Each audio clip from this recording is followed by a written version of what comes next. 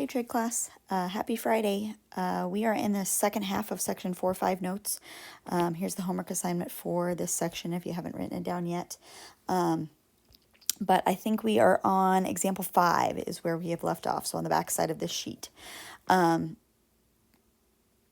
Starts off by saying express the quotient, this guy in standard form. Okay, standard form for a complex number is a plus bi. Now, the issue with this problem here, 3 plus 4i over 1 minus 2i, we do not like to ever have imaginary numbers in the denominator. So I have a problem with this I right here. The 4i on the top, there's no problem with him, but just the 2i on the bottom, I don't like to have that in the denominator. Kind of like when you have, like 1 over the square root of 2, you don't like to have the square root of a number in the denominator. That's kind of the same way for imaginary numbers. You don't ever like to have an imaginary number in the bottom. So to get him to go away, what we do, I'm going to rewrite the problem, 3 plus 4i over 1 plus 2i, okay? To get an imaginary number to go away, we did something like that yesterday when we did this part right here. We said that 3 plus 2i and 3 minus 2i, those guys were conjugate pairs. And when we multiply those together, we end up getting, a number that does not contain an I. So that's what we're going to do down here is we're trying to get rid of the imaginary number in the bottom, so we're going to multiply him by his conjugate pair, okay? So the conjugate of 1 plus 2i is 1 minus 2i, okay? And by doing that, I'll get that imaginary number to go away. But if I multiply the bottom by 1 minus 2i, I've got to multiply the top by 1 minus 2i, right? That only makes it legal because 1 minus 2i over 1 minus 2i, this guy reduces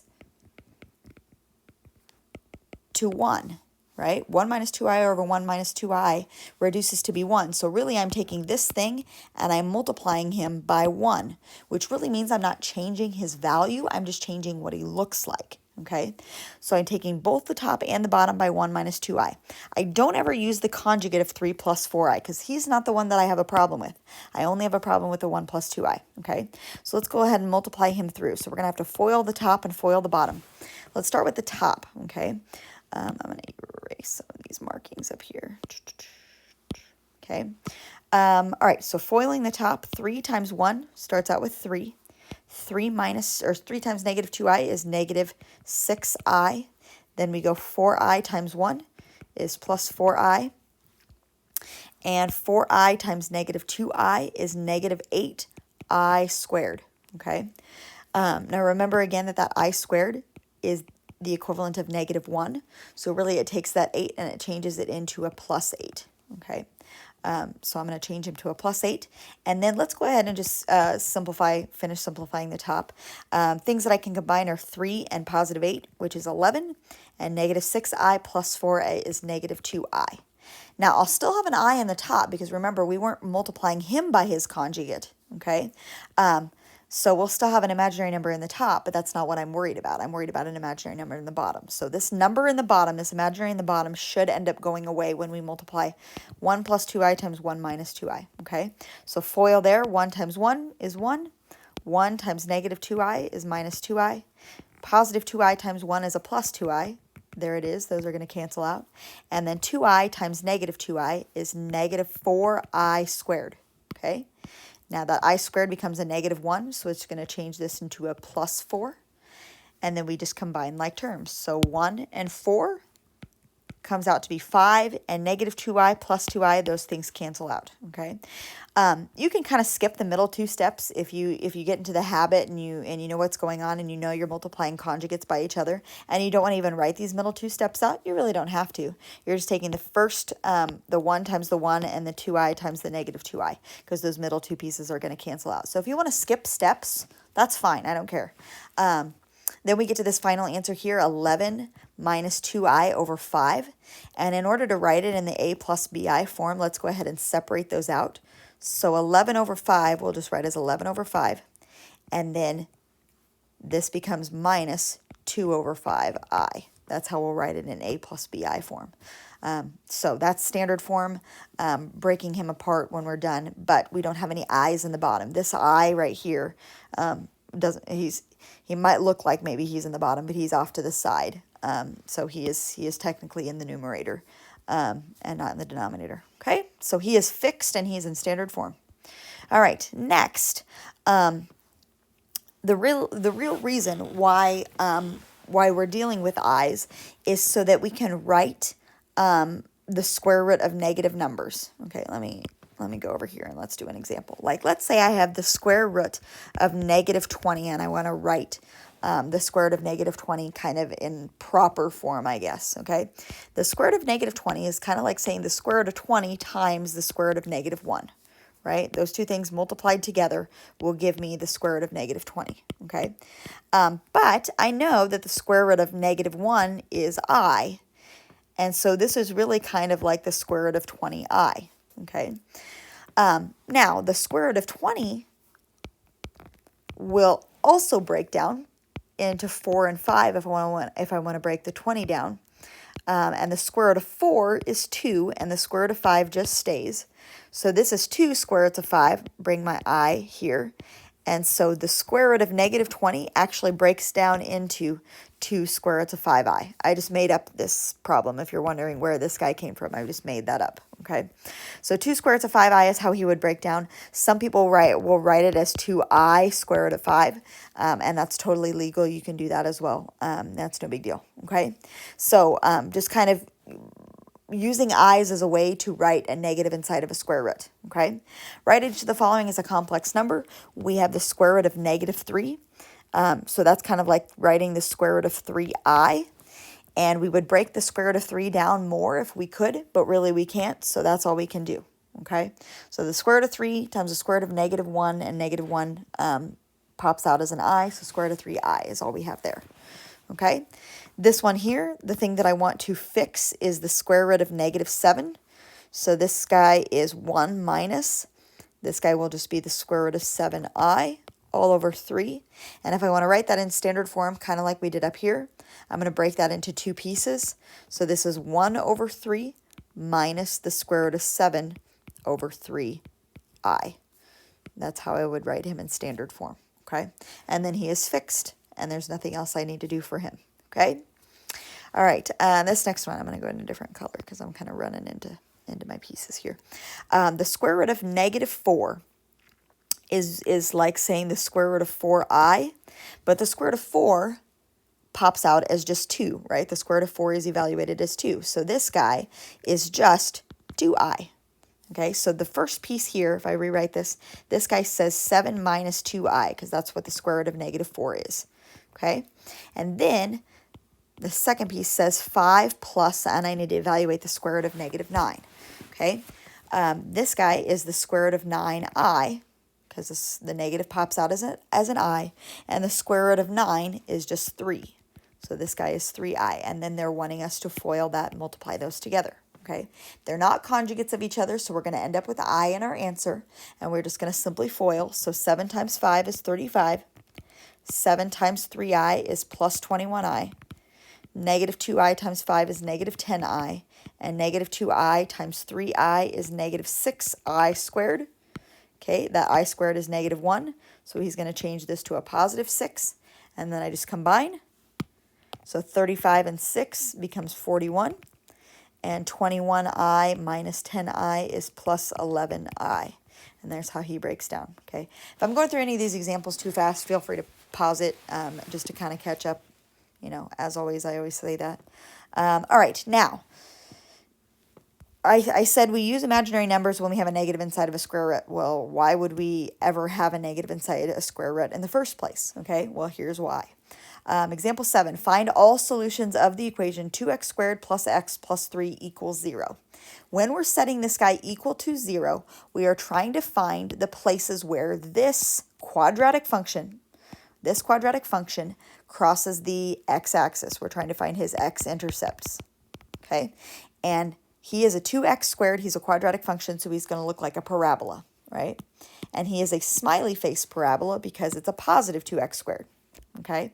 So we need to find where his zeros are, where he's touching. Usually a parabola is crossing at two places, and we're going to try to find those two places, okay? You might remember this from Algebra 2. We talked about this quite a bit. This function here, 2x squared plus x plus 3, is a complex trinomial because it has a 2 in front of the x squared. But I don't think when you try to factor this as a complex trinomial, I don't think it actually ends up working. Don't write this down. 2 times 3 is 6, and there's 1 and 6 and 2 and 3. Those are my numbers that I can multiply together to give me 6, and I want to add them to give me 1. Well, 2 and 3 would give me 1, but I would need to have them be a -2 and a +3. But then -2 times +3 will give me -6, and I want a +6. So that's actually not going to work. We cannot factor this thing as a complex trinomial, so when all else fails, we use the quadratic formula, okay? Quadratic formula, if you need to write it down, -b plus minus square root b squared minus 4ac all over 2a. And let's write down what a, b, and c are for this function, okay? I'm kind of going a little fast, so if you need to pause, do it. So a, b, and c for this function here, the a value is 2. The b value is 1, because there's a 1 in front of the x, and the c value is 3. And then we just plop those numbers into our quadratic formula, okay? So -b would be -1 plus minus square root. B squared is going to be 1 squared minus 4 times a times c, all over 2 times a, which is 2. Okay, and then we just simplify as much as possible. Okay, so -1 plus and minus. 1 squared is just 1, minus 4 times 2 times 3. 4 times 2 is 8, times 3 is 24. So I have 1 minus 24, which is -23. So I have the square root of -23 all over 4. Okay, and this is what my quadratic formula looks like. Okay, there's that negative inside of the square root. And properly, we would write this as -1 plus and minus the square root of 23i, because I would take that negative and pop him out as an imaginary number. Okay, so this is really what our quadratic formula would look like. And this thing is supposed to solve where the zeros are, where the x-intercepts are. But what I'm getting is an imaginary number. So it crosses, or its x-intercepts are at imaginary places. It's crossing the x-axis at an imaginary place.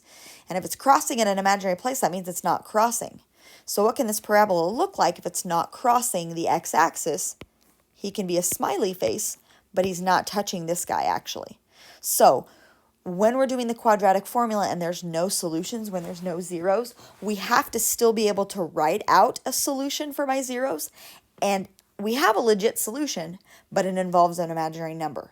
Okay, so that this imaginary number, by having a complex number, it allows me to still be able to write a value for the zeros when the x-intercepts don't actually exist. Okay, so that's another purpose for imaginary numbers. Okay. All right, last one, example 8. We're going to factor down what's called a difference of cubes. Normally we do a difference of squares, or we do a complex trinomial or things like that. There is a formula for factoring down a difference of cubes. And I don't usually focus too much time on this because you don't see them very often. That's why I don't make you memorize this formula here like you would memorize how to break down a difference of squares. We don't use it that often, so I don't find meaning really in memorizing the thing, but it's really good to know if you're given this formula how to use it, okay? So find all solutions of x cubed minus 1. The first thing that we're going to do is we're going to subtract the 1 over so that we actually have a difference of two things that are cubed. So x cubed and 1. 1 is really a cube of, 1 is really the cube of 1. So 1 cubed is, I can write 1 cubed as 1. So really, x cubed minus 1 is kind of like saying x cubed minus 1 cubed equals 0. Okay? And so that's a difference of my two numbers that are cubed. Okay? Now, a difference of cubes, when you're breaking it down, you start with a cubed plus b cubed. Okay? And as soon as you identify what the pieces of A and B are, it will break down into this thing, okay? So a cubed plus b cubed. If this is my a cubed plus b cubed, and we identify what a and b are, then we can just plop him into here and be done, okay? So a cubed plus b cubed, we need to say what a is and say what b is, okay? A cubed is going to look like x cubed, so that means a is going to be the value of x, okay? B cubed is going to look like -1 cubed, so my b value is going to be -1, okay? You just draw them exactly from these pieces down here, okay? A is the value of x, b is the value of -1. So in this formula here, every time you see an a, you're going to plop an x in. Every time you see a b, you're going to plop a -1 in, okay? So we're going to start with a minus b. A is x, so we're going to put x in there. B is a -1, so this says minus a -1. And I'm going to change that to +1. So that's the first part here. A minus b is x plus 1, actually, okay? Then the second piece, a squared, is going to be x squared, okay? Plus a times b would be x times -1, and then we're going to simplify that here in a second. Plus b squared, which is -1 squared, okay? All right, so if we simplify this a little bit more, we'll have x squared. X times -1 is just minus x, and then -1 squared is just a +1. So that piece breaks down to look like that, and this guy is x plus 1, okay? And that's how I factor down a difference of cubes, okay? Then it says, excuse me, it wants us to find all of the solutions. So what I'm going to do is I'm going to set each one of these pieces equal to 0, equal to 0, equal to 0. So if I set x plus 1 equal to 0, x is equal to -1. -1. And so that's going to be one of my solutions. But when I set this guy equal to 0, he's a simple trinomial. I want to try to multiply to get 1, but when I add them, give me -1. And what you will find is that there's nothing that you can multiply together to give you 1, but when you add them, give you -1. So when all else fails, we do the quadratic formula, okay? And what's going to happen is we're going to end up with an imaginary number again, kind of like we did before. So this is just an additional problem to practice. A, B, C, let's identify for this function here. A is the number 1, B is a -1, and C is this +1 here, okay? So I do -b, b is already a -1, so it's going to change it to be a +1, plus and minus square root b squared minus 4 times a times c all over 2a, okay? 1 plus and minus, the square root of -1 squared is 1. -4 times a times c, that's going to be a -4, which is going to give me -3 on the inside, all over 2. Okay, the last thing that I do is fix this negative right here. So I'm going to make it the square root of 3i instead of the square root of -3. And I just put the rest of the pieces back. And these are going to be my other answer. Okay, so I have -1 is going to be a 0. And then there's really 2 answers here. Okay, there's a positive and a negative. That's 2 answers actually. Okay, and we should technically have 2 answers because of the x, or excuse me, 3 answers because of the x cubed. So here's one answer right here, and here's the other 2 answers, okay? Now, even though there's 3 answers, how many places does he actually cross? Because these are imaginary solutions, he's actually only crossing at this -1, okay? So at -1, I have my function. What he's probably doing is something that looks like this. This is an x cubed function. He's only actually crossing at that -1, okay? The other 2 zeros are imaginary, okay? And that's kind of what he looks like. So practice with just imaginary numbers. That's why they're developed, is because of the quadratic function, okay? And a negative inside of a square root. Okay, conjugate solutions, we're gonna save that for section 4.6. We'll talk about that quite a bit more. That's what we'll use for the fundamental theorem of algebra when we do that. So just save that box. We'll talk about him later. So that is all I have for section 4.5. Homework assignment again is here. We will turn that in on Monday. So have that ready to go for then.